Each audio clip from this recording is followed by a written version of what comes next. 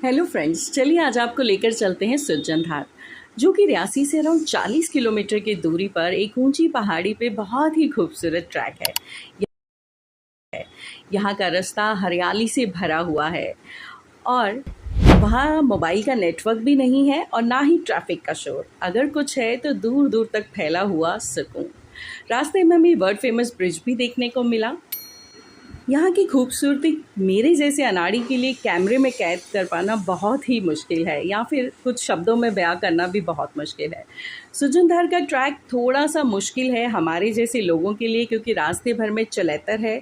और जैसे ही हम गाड़ी से नीचे उतरे और भगवान इंद्र भी प्रसन्न हुए और खूब बरसे, लेकिन हमारे हौसले बुलंद थे। हमने तेज़ बारिश में ही ट्रैक कंप्लीट करने का, और गिरते फिसलते मुश्किलों से किसी तरह हम वहाँ के प्रमुख देव स्थान नाग देवता मंदिर में पहुँचे।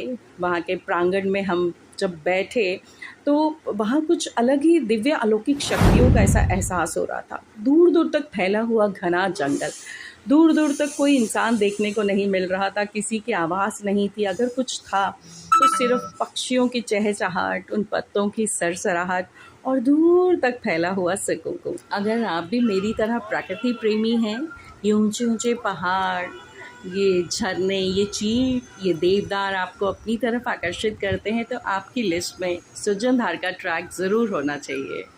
मिलते हैं सुरजनधार के नेक्स्ट ब्लॉग में।